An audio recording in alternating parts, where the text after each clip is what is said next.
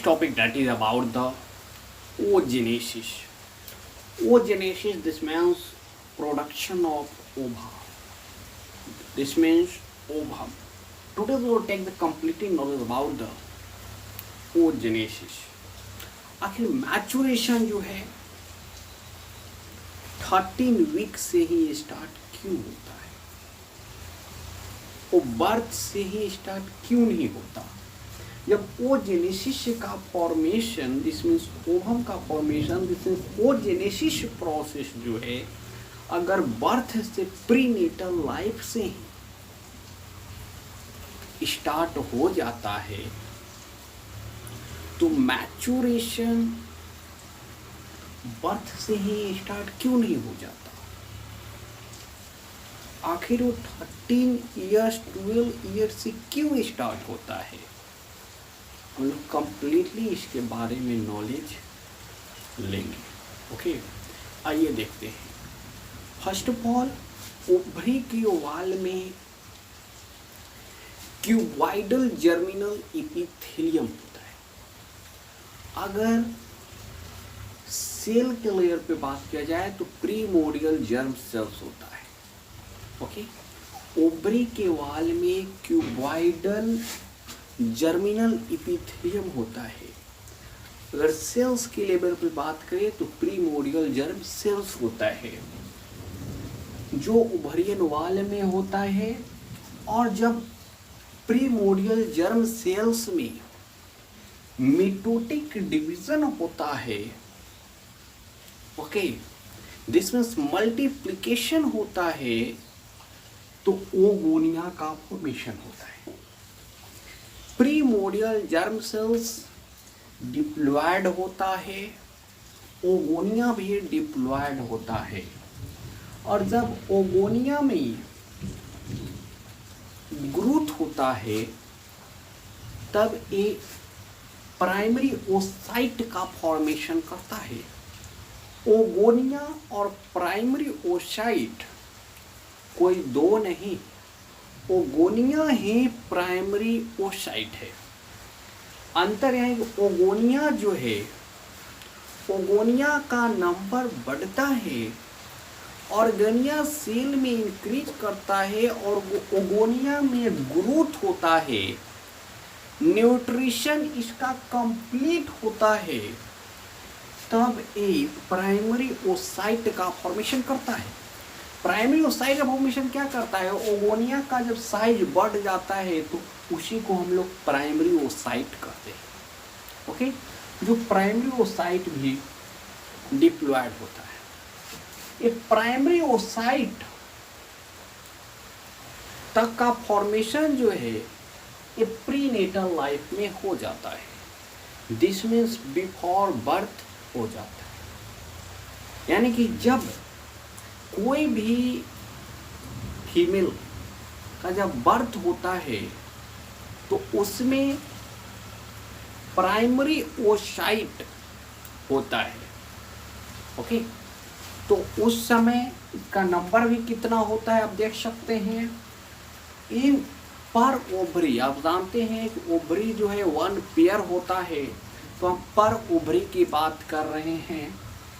In initial number जो होता है प्राइमरी ओसाइट का वो 7 मिलियन होता है।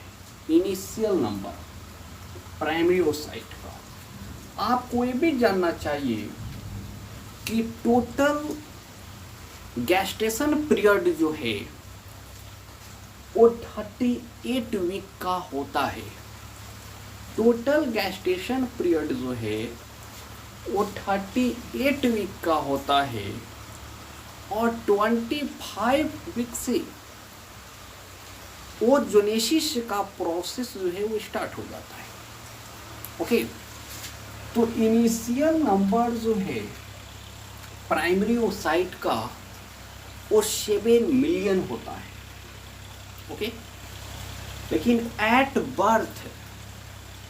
बर्थ के समय इसी प्राइमरी ओसाइट का नंबर डिक्रीज होकर 2 मिलियन हो जाता है। कितना हो जाता है? 2 मिलियन। ओके। और फिर एट प्यूबर्टी आते आते इसका number, this is primary oocyte का नंबर 60,000 से 80,000 हो जाता है। ओके। आखिर इसका नंबर जो है डिक्रीज क्यों करता है? ओके। तो आप जानते हैं कि प्राइमरी ओसाइट इस सेकेंडरी ओसाइट में कन्वर्ट हो, इसके लिए एक हार्मोन, यानी कि प्राइमरी ओसाइट में मियोसिस फर्स्ट होता है।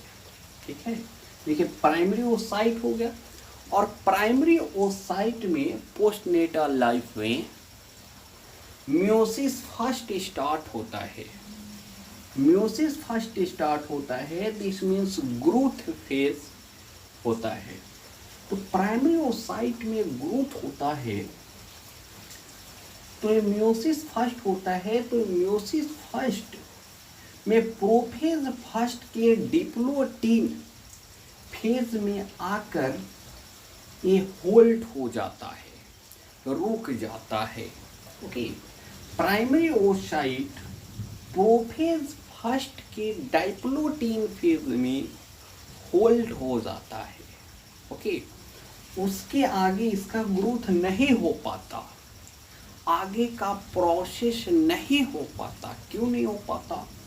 क्योंकि प्राइमरी ग्रोथ जो है इसमें कंप्लीटली ग्रोथ हो, प्राइमरी ओसाइट में कंप्लीटली ग्रोथ हो, मियोसिस फर्स्ट ग्रोथ हो, यानी कि मियोसिस फर्स्ट हो, उसके लिए रिस्पॉन्सिबल होता है follicle stimulating hormone.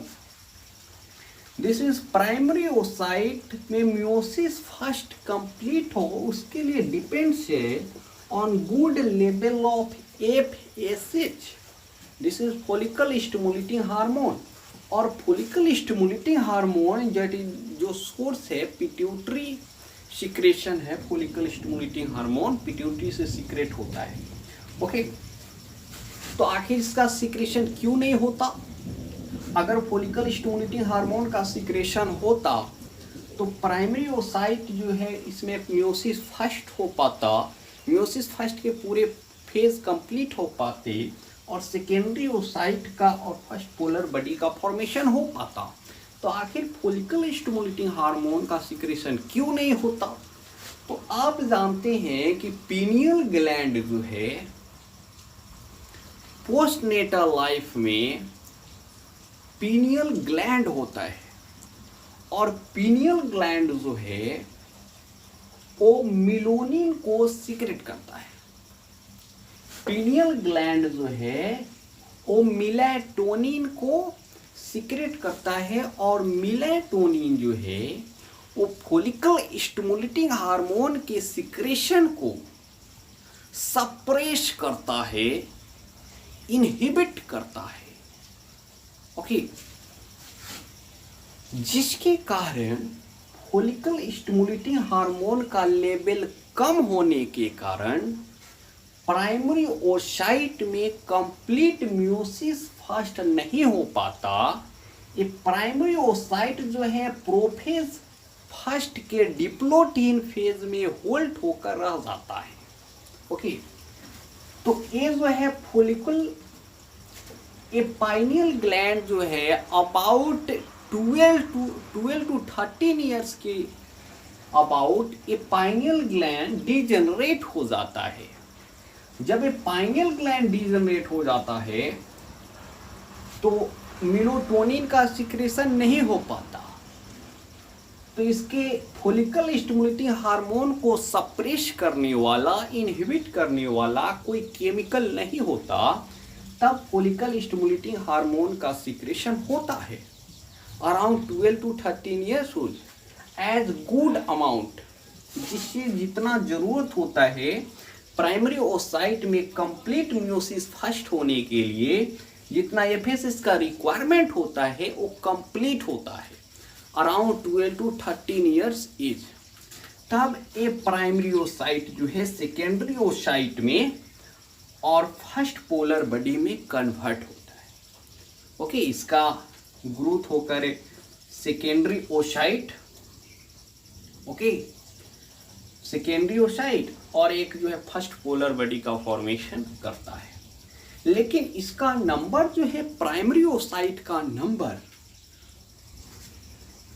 Initially number जो होता है इसका पर ओवरी 7 मिलियन होता है, एट बर्थ 2 मिलियन हो जाता है और एट प्यूबर्टी 60,000 से 80,000 हो जाता है। आखिर इसका नंबर डिक्रीज क्यों करता है?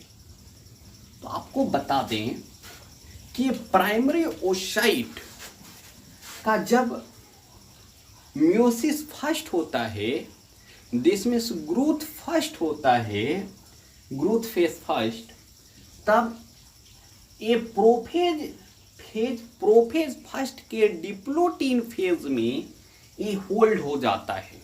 क्यों होल्ड हो जाता है? क्योंकि एफएसएच का सिक्रेशन नहीं होता।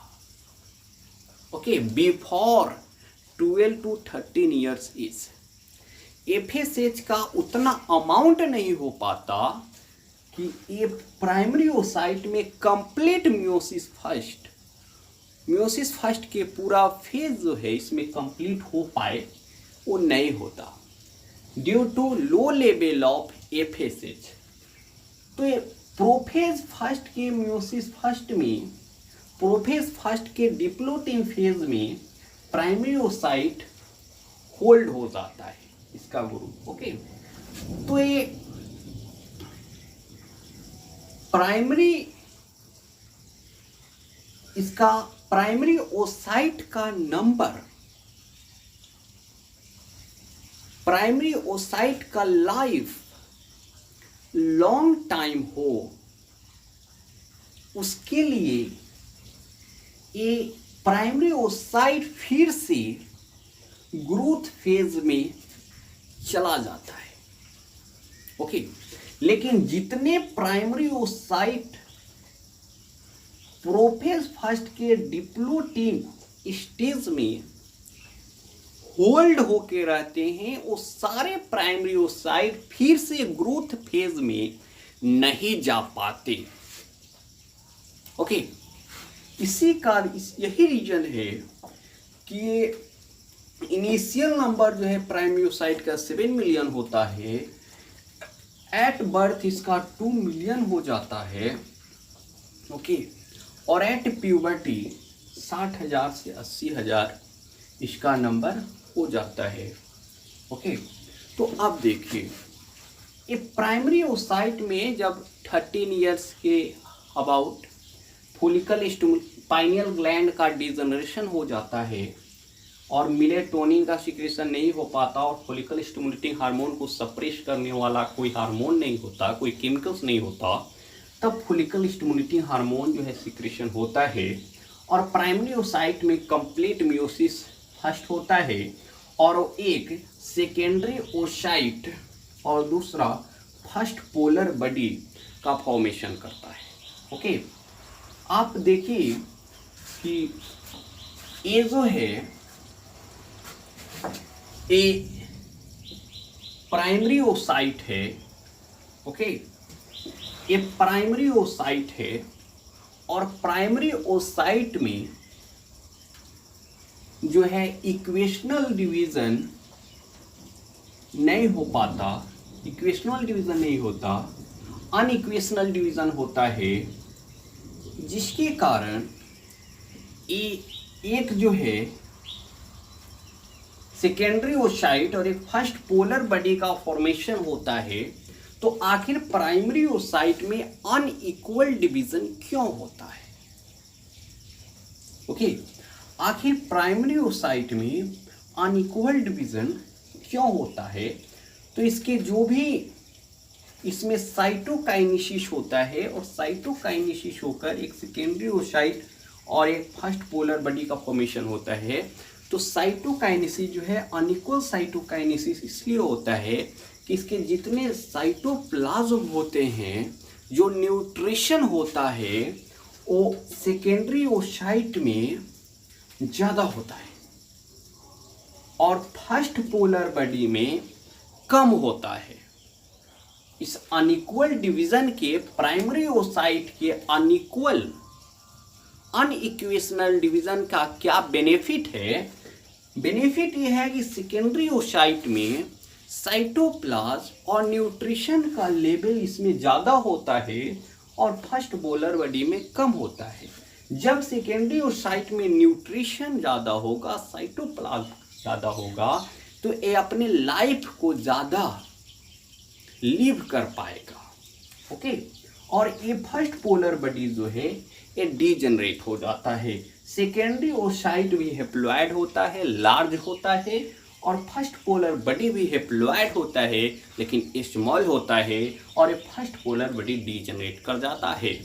सेकेंडरी ओसाइट जिसे ओवम कहते हैं, एग कहते हैं, यही सेकेंडरी ओसाइट जो है मेल स्पर्म से फर्टिलाइज करता है। ओके,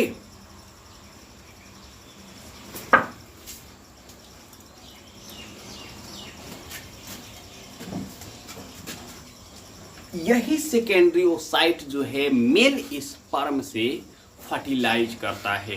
किस प्रकार से फर्टिलाइज करता है? तो आप देखिए कि जब स्पर्म, ये आप देख पा रहे हैं कि ये सेकेंडरी ओसाइट है।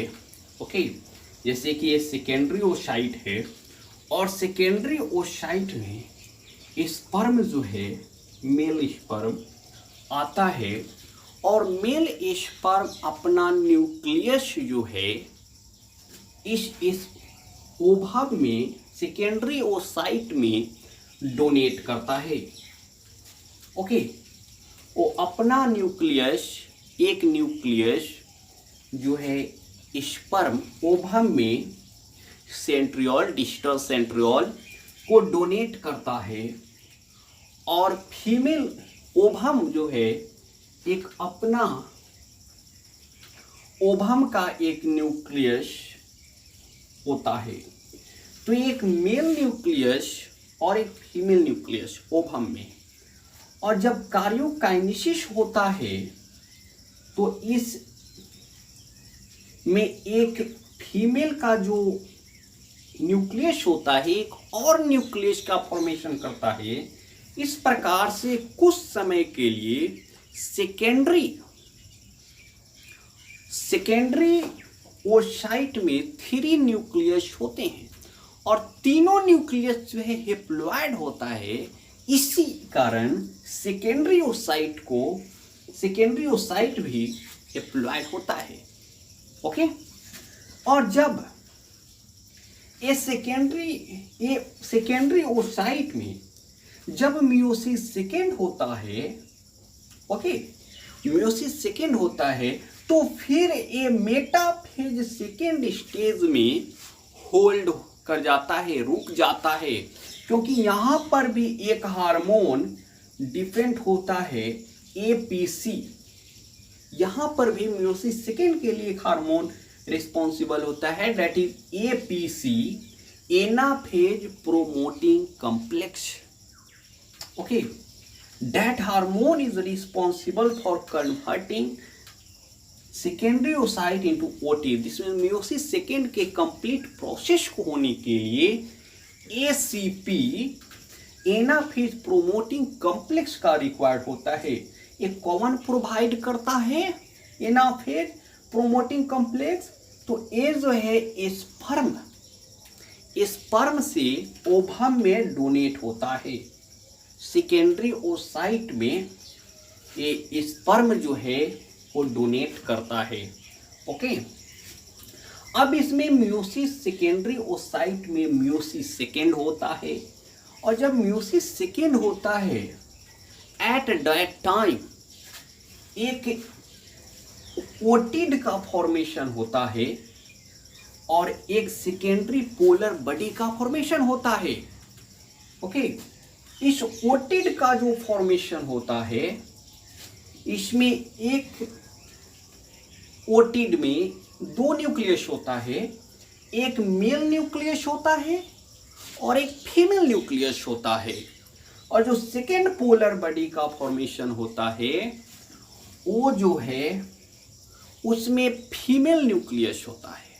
ओके, इसमें भी अनइक्वेशनल डिवीजन होता है, कोटेड जो है लॉन्ग होता है और सेकेंड पोलर बॉडी जो है वो स्मॉल होता है। आखिर इसको फर्स्ट पोलर बॉडी, इसको सेकेंड पोलर बॉडी क्यों कहते हैं? क्योंकि इसमें म्यूसिस प्राइमरी साइट में म्यूसिस फर्स्ट होता है, तो एक म्यूस फर्स्ट पोलर बॉडी, और सेकेंडरी साइट में म्यूसिस सेकेंड होता है, इसलिए इसे सेकेंड पोलर बॉडी कहते हैं। ओके, अब देखिए यहाँ पे एक ओटिड का फॉर्मेशन हो जाता है, सेकेंडरी ओसाइट से ओटिड का फॉर्मेशन हो जाता है। और जब ओटिड में दो न्यूक्लियस तो है ही, एक मेल का न्यूक्लियस एक फीमेल का न्यूक्लियस, और यही ओटिड का न्यूक्लियस बोथ न्यूक्लियस मेल का और फीमेल का न्यूक्लियस जब फ्यूज करता है तब जाइगोट का फॉर्मेशन होता है जो डिप्लॉयड होता है। ओके ओके, दिस मीन्स आखिर जाइगोट का फॉर्मेशन कब होता है? तो जब फर्टिलाइजेशन ओटिड में मेल न्यूक्लियस और फीमेल न्यूक्लियस फर्टिलाइज करता है तब जाइगोट का फॉर्मेशन होता है।